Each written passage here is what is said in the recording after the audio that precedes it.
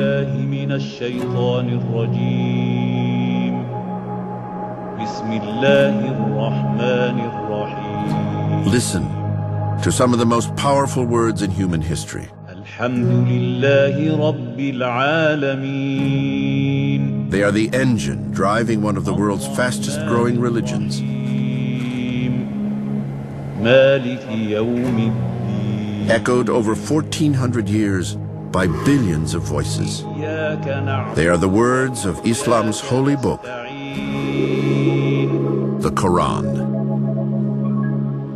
Muslims believe that the Quran is something that was revealed by God directly to the Prophet of Islam.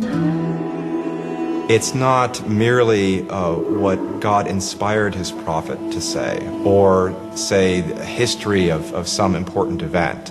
It is actually God's own message to the world. In Arabic, Quran translates as the recitation. The scripture is meant to be spoken aloud. By doing so, Muslims believe they are communicating directly with God.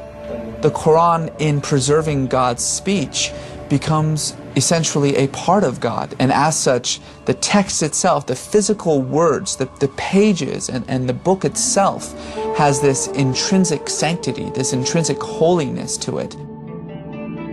Muhammad made it clear that the Quran was the very same revelation that had been sent down to the Jews and Christians centuries earlier, a message about God's guidance for humankind.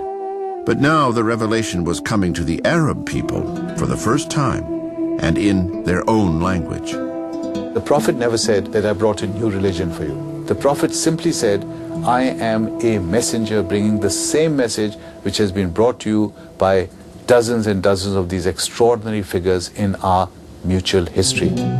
Over and over again, the Quran says, do not forget what happened to Abraham when, and then it'll tell a story about Abraham. Do not forget what happened to Joseph, and then it will tell a story of Joseph. And the interesting thing about it is that these stories are presented in sort of a Reader's Digest version. They're sort of summaries of these great stories. The audience that the Quran was revealed to was already familiar with these stories because they were living in a city that was steeped in these traditions. According to Muslims, one of the most remarkable aspects of the Quran is that Muhammad memorized the revelations as they came to him, and then recited them verbatim to his followers. While there was a form of written Arabic at the time, few knew how to read or write it. Muhammad was no exception. The belief within Islam is that Muhammad was illiterate. What that underscores then, of course, is on the one hand, the fact that he wouldn't have written these revelations himself. On the other hand, the question is, well, how were they preserved? Muhammad's small band of followers would promptly commit to memory each new revelation they heard, adding verse after verse to a mental collection of the already existing Quran. Given the culture that they were living in, such feats of memory are not surprising. The societies that we are talking about are oral cultures. So in a sense, the oral culture in which Muhammad lived allowed people to listen in something for one time or even two times and have the ability to memorize that and be able to recite it verbatim. As his catalog of revelations grew, Muhammad continued to preach on the streets of Mecca, gaining a small group of converts. His followers came to be known as Muslims, which means those who submit to God. It is that authenticity that Muslims claim distinguishes the Quran from the Christian and Jewish scriptures. Muhammad proclaimed that the message he received from God was the same message that was preached by Moses and Jesus. But according to Muslim tradition, when the revelations that became the basis of Judaism and Christianity were written down in the Old and New Testaments, parts of them were corrupted. Muslims believe that the original revelation to Moses and Jesus came to be distorted over time, so that what we have in, if you will, the Old Testament and the New Testament is in fact both the original revelation and distortions, that is, changes that occurred because of historical, religious, and political conditions at the time. Chapter 3, verse 78.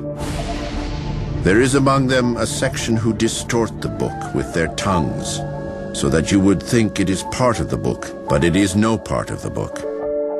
And that say, that is from God, but it is not from God. It is they who tell a lie against God, and they know it. The Quran claims to confirm, on the one hand, the scriptures that came before very emphatically, and on the other hand, it claims to correct certain aspects or certain ideas in the Hebrew and the Christian scriptures.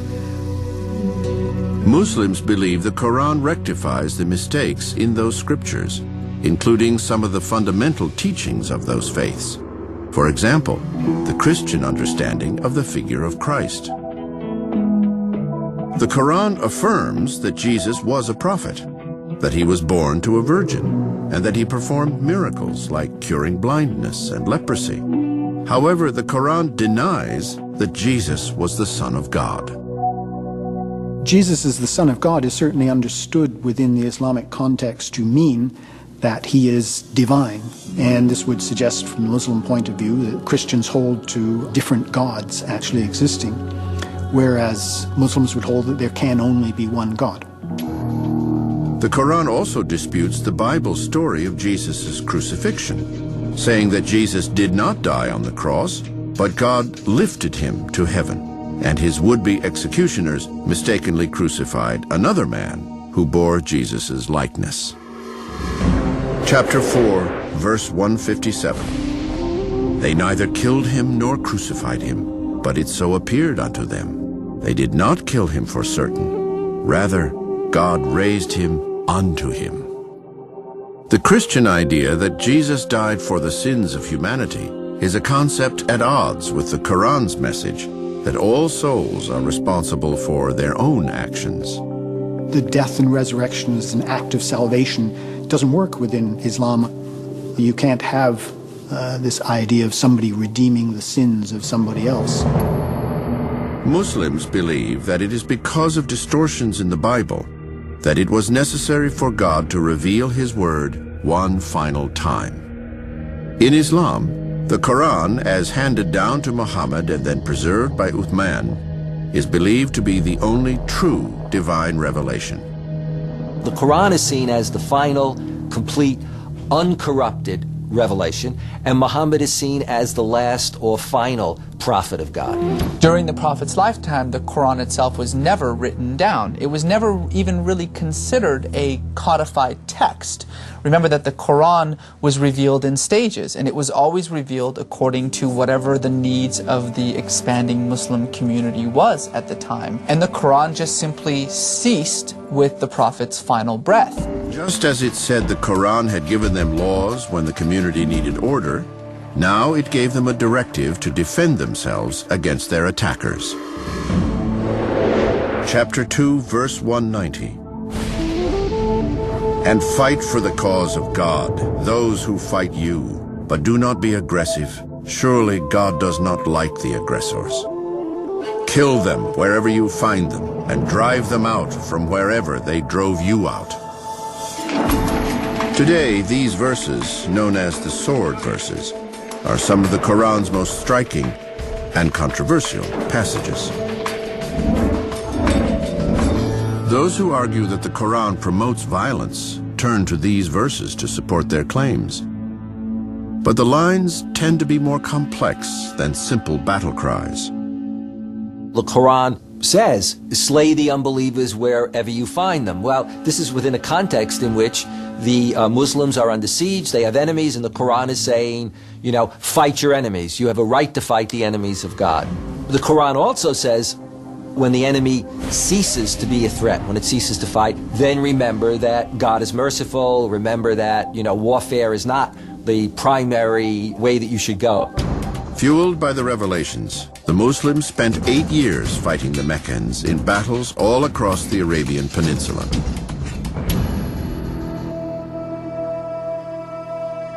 Then, in the year 630, the Muslims launched an attack, leading an army of 10,000 to the town of Mecca.